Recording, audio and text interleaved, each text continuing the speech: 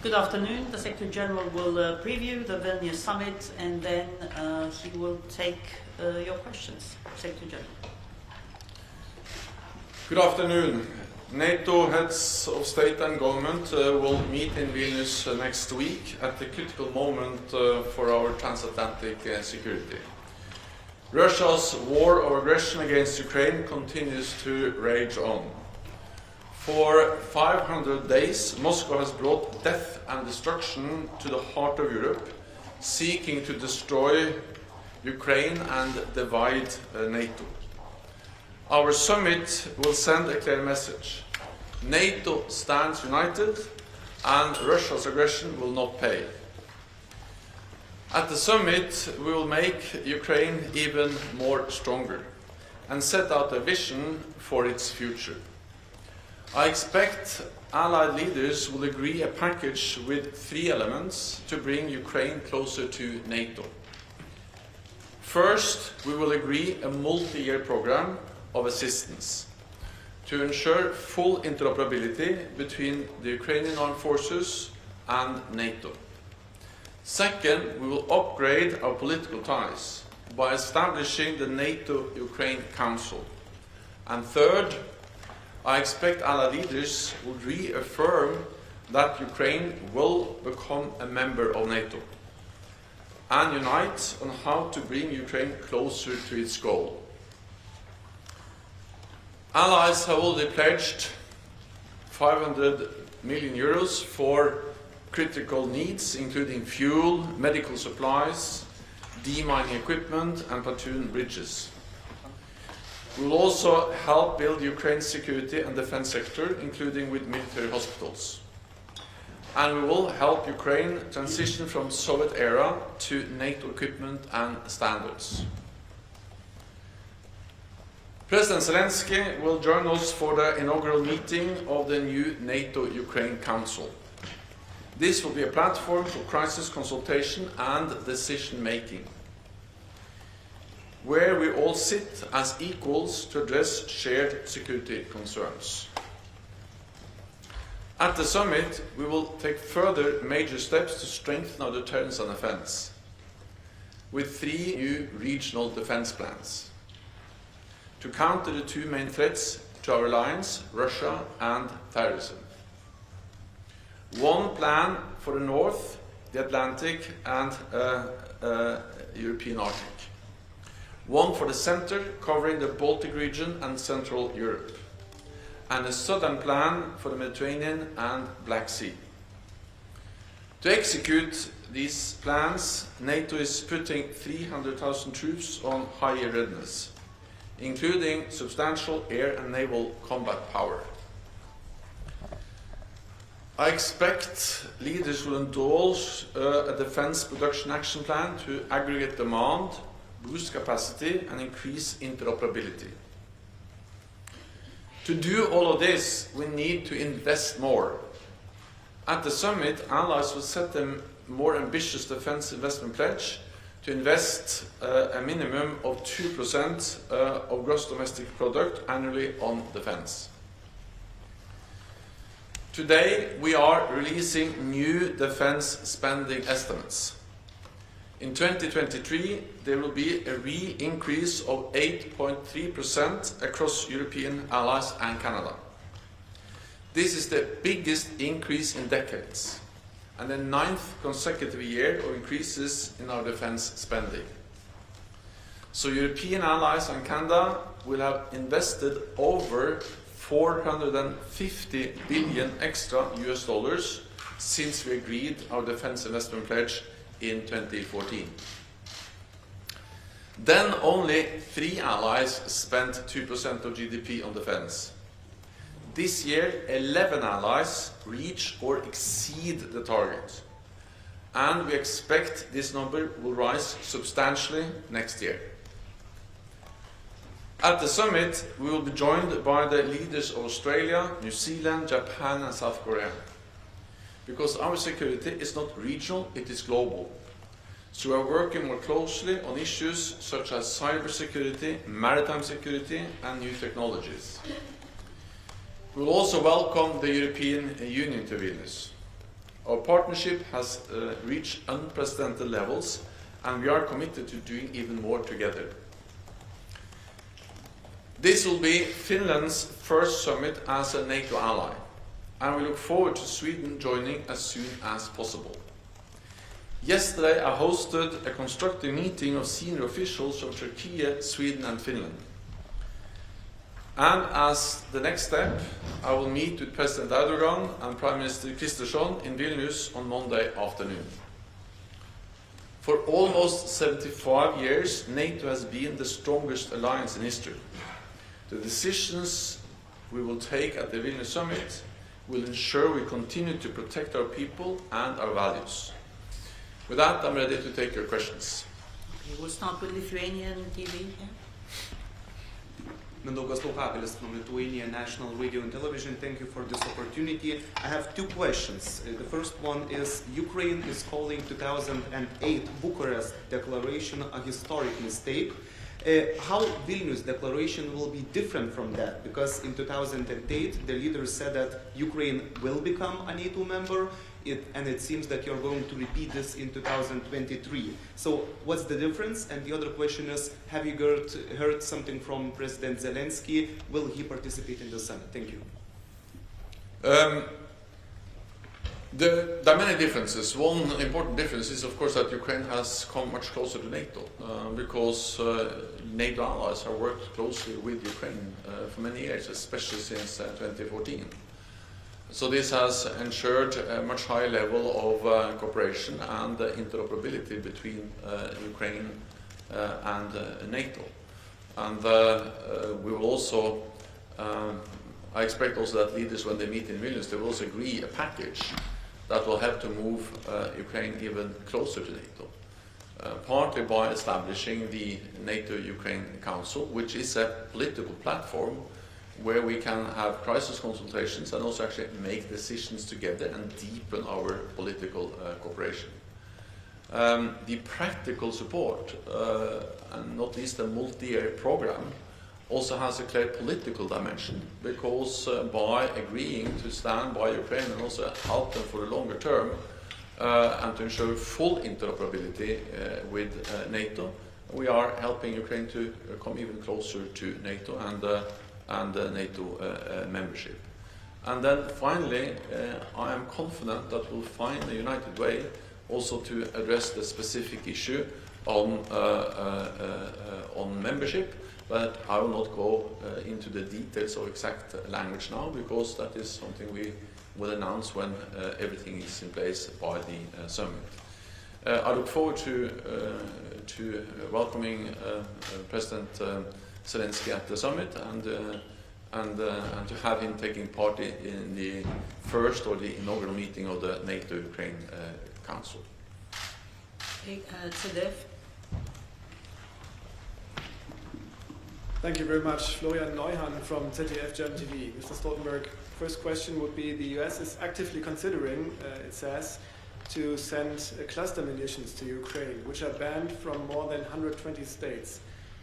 From a military point of view, do you think this is a good idea? Does Ukraine need such munitions? And from a political point of view, do you think it's wise to send weapons, munitions that are banned for good reasons?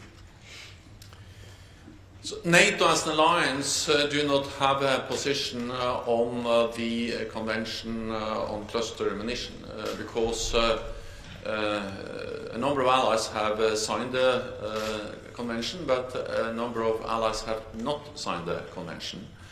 And it is for individual allies to make decisions on the delivery of weapons and military supplies to Ukraine. So this will be for governments to decide, not for NATO as an alliance. We are faced with a brutal war, and we have to remember that this brutality is also reflected in the fact that we every day see casualties, and that cluster munitions is used by both sides, or cluster munitions are used by both sides. And Russia used cluster munitions in their brutal war aggression to invade another country, while Ukraine is using it to defend itself. The best way to end this brutal war is for President Putin and Russia to stop attacking another country. That's also the best way to stop all the suffering, the casualties, and the death we see caused by different types of weapons on the battlefield every day. NTV.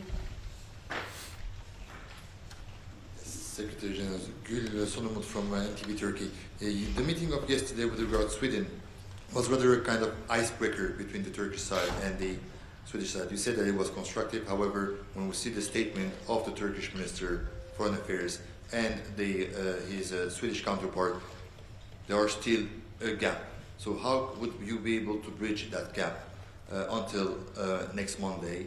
And what kind of pressure, because you also call always on Turkey, but what kind of pressure you could do on Sweden so that they somehow try to face or at least release the concerns of Turkey? Thank you very much. For me, I think words like constructive and good is better than icebreaker, if I want to describe the meeting we had yesterday. It was a good meeting, it was a constructive meeting, and we made progress. And I'm confident that we'll continue to make progress, but there are still gaps to be bridged.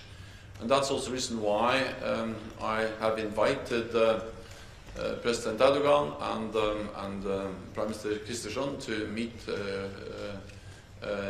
next month, on Monday, also in a few days in Vilnius, and we will meet there together, the three of us, with our experts, to sit down and look into the details, the concrete issues, and where we see differences between the Swedish position and the position of Turkey.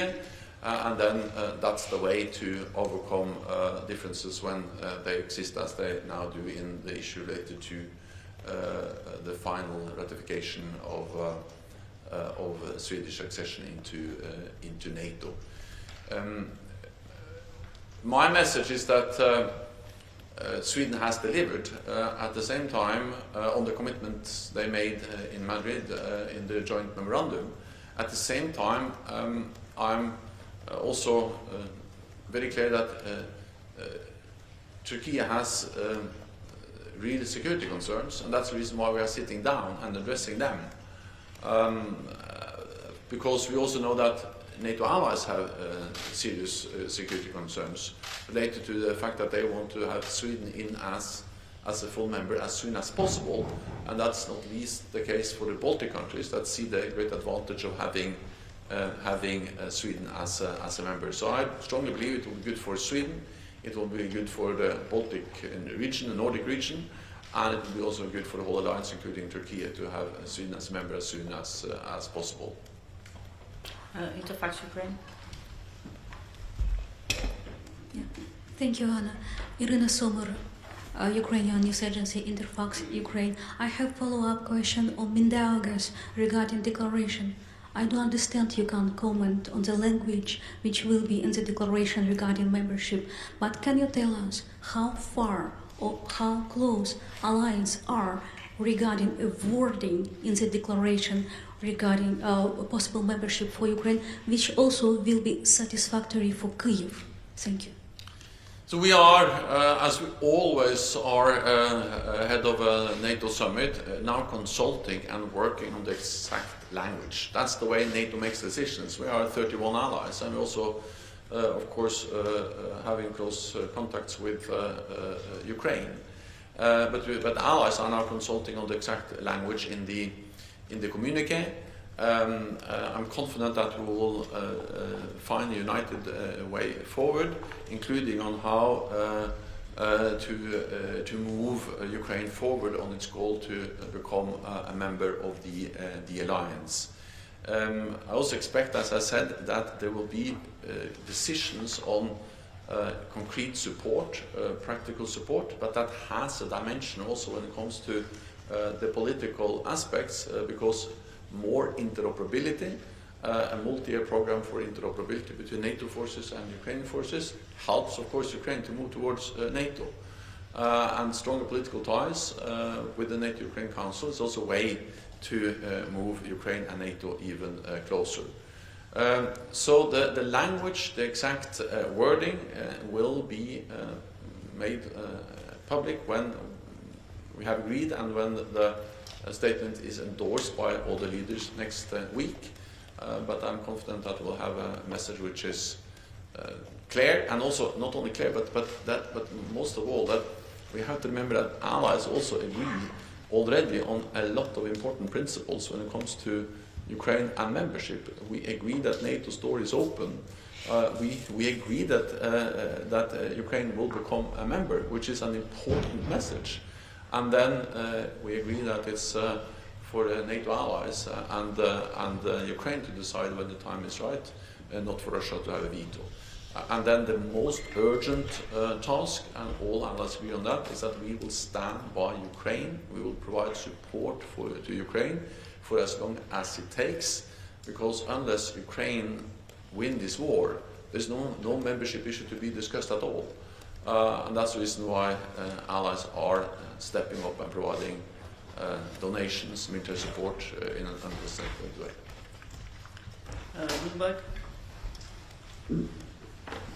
Hi, Natalia Drozdiak from Bloomberg. Thank you for the question. We continue to hear pleas from Ukraine for allies to send more artillery ammunition. Are you satisfied with what allies have sent and the state of their defense production? So NATO allies are sending and have sent unprecedented levels of ammunition, many different types of ammunition, and they're continuing to make new announcements, new donations, and all of this is coordinated in a very good way, and that's also the reason why the Ukrainians have been able to retake land in the north, in the east and the south, and now some weeks ago they were able to launch the offensive. And the offensive is moving forward. They are able to liberate land. Then, of course, there is a very high rate of consumption of ammunition in the military operations which are going on now. Thousands of shells every day. So there is an enormous need to resupply.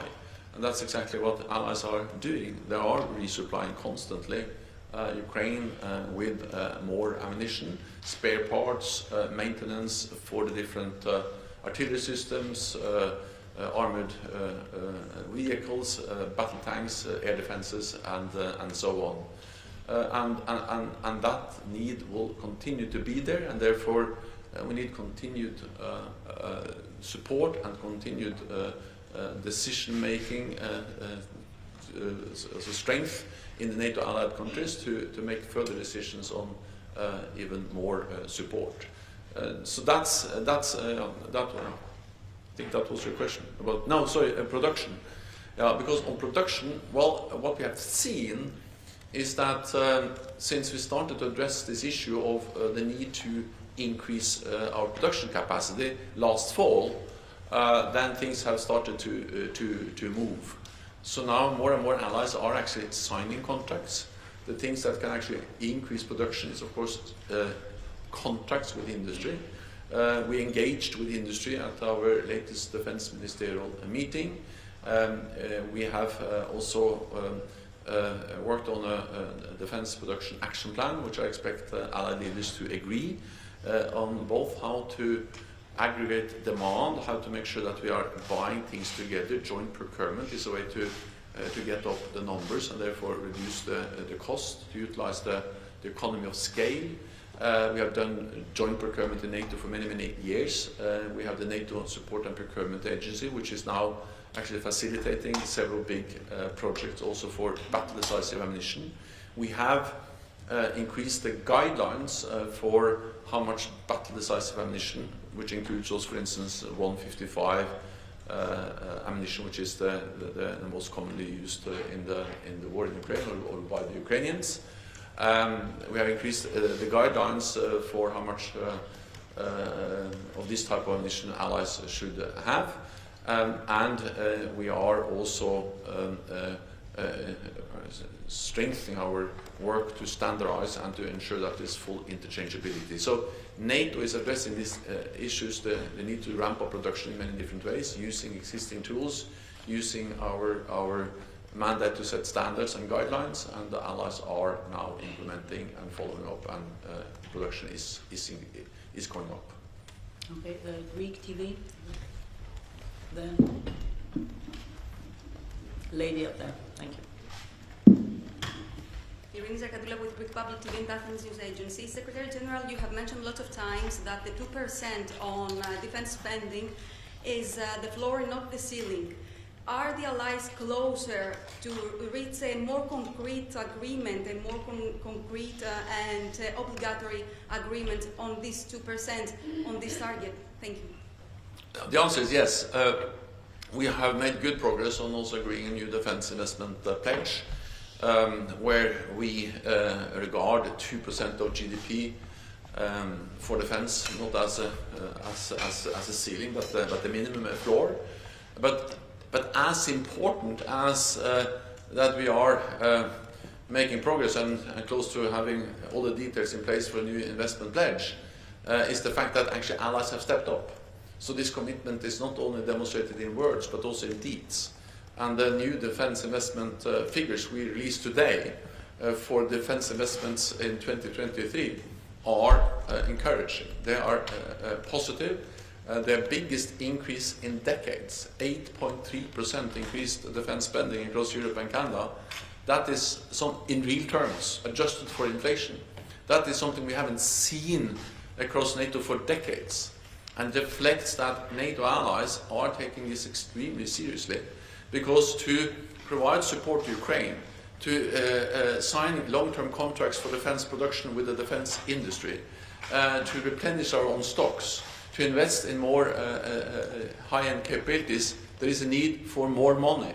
And now the extra money is coming in with in total 450 billion since we made the defense investment pledge, and only this year 8.3% increase. So that reflects that this is something which is taken extremely seriously by allies. So of course, still we have a way to go, and therefore I expect further increase next year. And that also, we expect this year 11 allies to meet the 2% guideline, which is significantly more than when we made the guidelines in 2014. That was a decade pledge that will then run out or end in 2024. So in next year we expect significantly, substantially more allies to meet the 2% target, and then to move on from there when you agree a new pledge at the summit in Vilnius. Frankfurt Allgemein. Thanks a lot, Thomas Guschka, Frankfurt Allgemeine Zeitung. Getting back to support to Ukraine, two questions, please. The first one on the comprehensive action plan. You said that allies have pledged 500 million euros. Is that for 1 year? And are allies ready to commit to 500 million on a multi-year basis? And the second question on bringing Ukraine closer to NATO, what would it mean in practical terms if the map requirement were dropped? Thank you.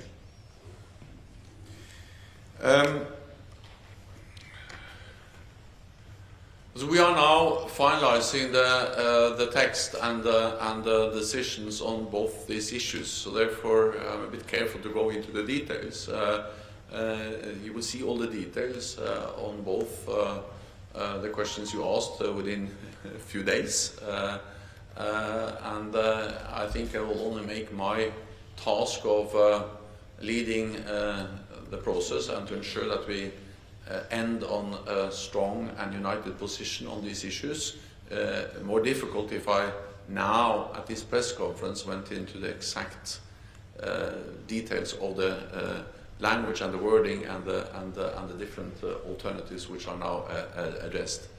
But I can say that I'm confident that when we finalize these consultations and have the decisions in place by the summit, we will see that there is a strong commitment from NATO allies to provide substantial, sustained economic support to Ukraine, both as NATO through the comprehensive assistance package, for the different specific purposes like fuel and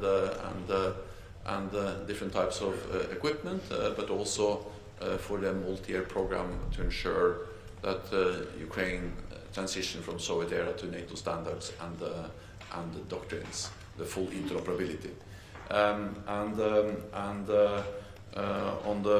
the membership action plan, well, again, that I will not go into the details, but the reality is that with all the different programs we have, with the NATO-Ukraine Council, with the multi-year program for interoperability, we will move Ukraine closer to NATO, and that will help us to also move on the issue of sending a positive message also on the membership question. Answer?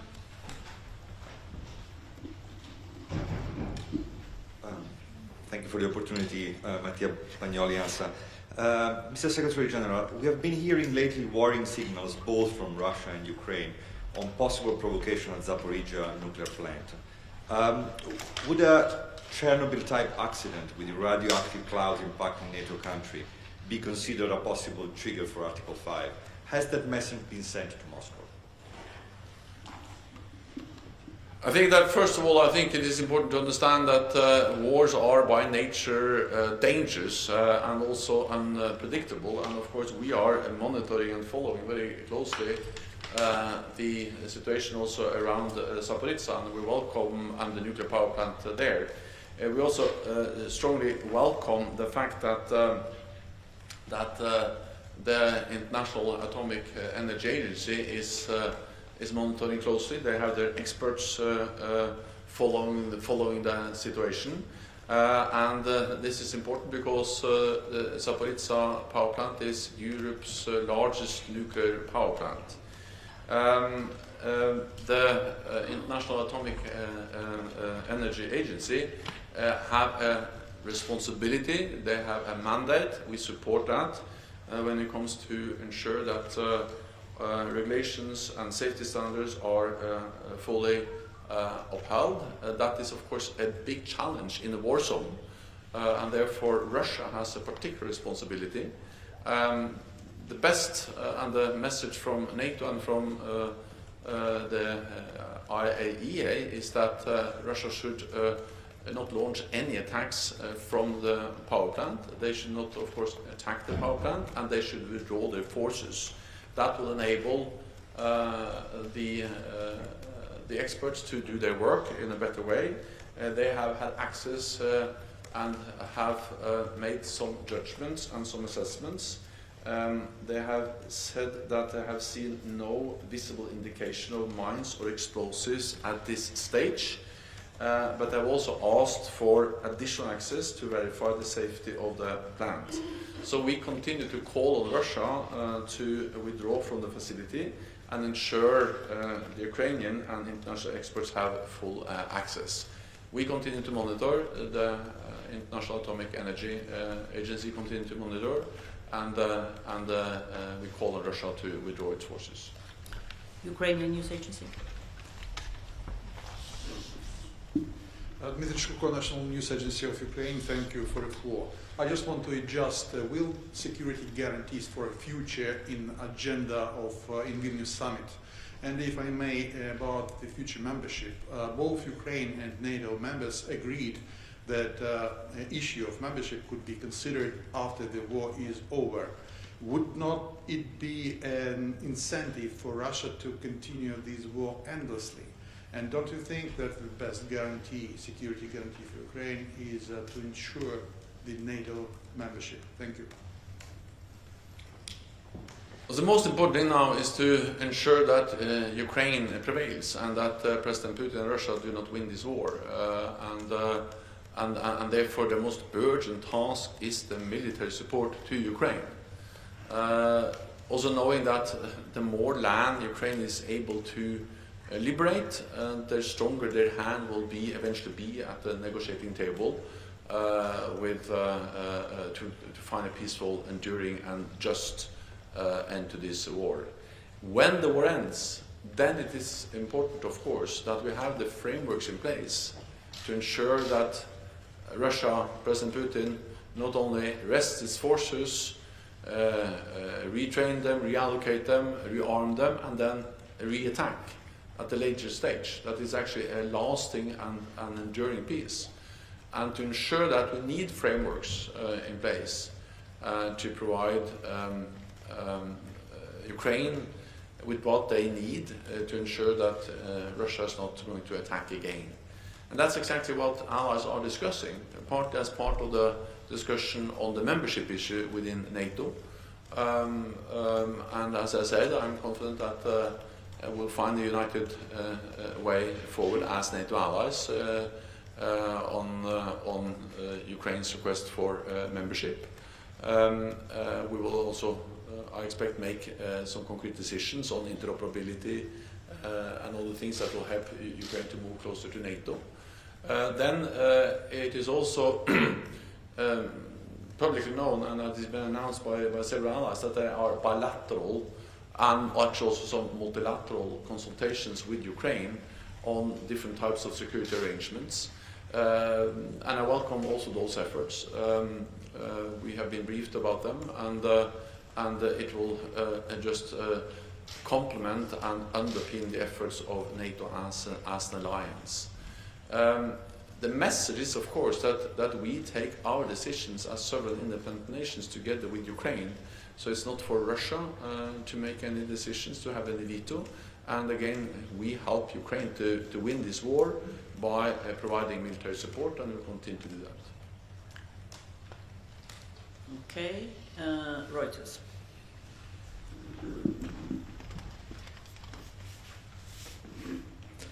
Andrew Gray from Reuters. Secretary General, could you tell us some more about the NATO-Ukraine Council and perhaps put it in concrete terms for an ordinary citizen who doesn't follow this stuff super closely? In particular, what kind of powers might it have? Would Ukraine be able to convene a meeting if it wants to do that? And could it be a forum for sharing intelligence, for example? The NATO-Ukraine Council will be a council which is then formed by the 31 NATO allies, hopefully soon 32 allies with Sweden, but now 31 NATO allies, and Ukraine. And we will be together in the council as equals, and we will agree what we call modalities on how and how often this council will meet. But I expect that we will agree modalities that also then ensures that individual members of the council, and that includes also, of course, Ukraine, can call a meeting to have what we call crisis consultations. That is, if they feel threatened in any way, and or they see any need for urgent consultations, then they can invoke this crisis consultation mechanism between the NATO allies and Ukraine as members of the council. Then the council can also make decisions, and it's fundamentally for the council to decide what decisions they can make. But this opens up for more practical joint activities. It opens also up for establishing subcommittees to address specific tasks, issues, be it cyber or be it I don't know, interoperability, or there are that's up for the council to decide. And for instance, a work program. So the whole idea is that by establishing it, we establish a body where we actually do things together, decide things together, consult together on issues that matter for our security. And that brings, again, Ukraine closer to NATO, and it provides Ukraine and all of us with a tool that we can use to do more together and strengthen the cooperation and the ties between Ukraine and all the NATO allies. So this will bring Ukraine closer to NATO. It will be good for Ukraine and good for NATO, and the inaugural meeting will be next week in Vilnius. Deutsche Welle. von Namen Deutsche Welle. Just a follow-up on the cluster bombs. Germany has already said that they are opposing sending cluster bombs to Ukraine. We understand that they could help Ukraine advance with their offensive. But if the US indeed decides to send them, is there not a risk that we could see first cracks in NATO's unity with regards to that topic? Thank you. Well, it is for individual allies to make decisions on what type of weapons. All allies agree that we should deliver weapons, ammunition to Ukraine, and allies are delivering an unprecedented level of military support to Ukraine. And of course, Germany and many other allies are delivering different types of ammunition, weapons to Ukraine. But when it comes to cluster ammunition, there is a difference between allies, because some allies have signed the convention on cluster munitions, and they don't have cluster munitions, so of course there is no cluster munitions to provide to Ukraine. Other allies have not signed the convention, and many of them, or at least some of them, have cluster munitions. So it is for these individual allies then to make those decisions. NATO as an alliance doesn't have a position on the convention, simply because there are different views among allies on the convention, and then also any possession of cluster munitions. Cluster munitions are only used in the war in Ukraine by both sides. The difference is that Russia is using cluster munition to attack, to invade Ukraine. Ukraine is using cluster munition to protect itself against an aggressor. And all allies, regardless of whether they have signed the Convention on Cluster Munition, agree that we should provide military support to Ukraine, as we do, also Germany. But exactly what type of weapons, what type of munition, varies between allies and will continue to vary between allies. Okay, I think we have one last question from Georgian TV. Pink, back row, back here. Over there, just above you. Georgian TV, Rostavite Tamaran Subidze. Can we expect some kind of messages in Vilnius regarding aspirant countries for Georgia, for example? Thank you. Well, our message has been for a long time, and was reiterated at the previous summit, that we need to strengthen our partnership with partners that are vulnerable for Russian interference and pressure. At the summit, allies will reiterate our support to the territorial integrity and sovereignty of Georgia within its internationally recognized borders. Allies will also, I expect, reaffirm Georgia's right to decide its own future and foreign policy, free from outside intervention. Therefore, we call on Russia to withdraw its forces it has in Georgia without any consent from the Georgian government, and to end its recognition and militarization of Abkhazia and South Ossetia. And I think also we have to recognize once again the importance that Georgia plays in also strengthening the partnership between NATO and Georgia, and the commitment to Euro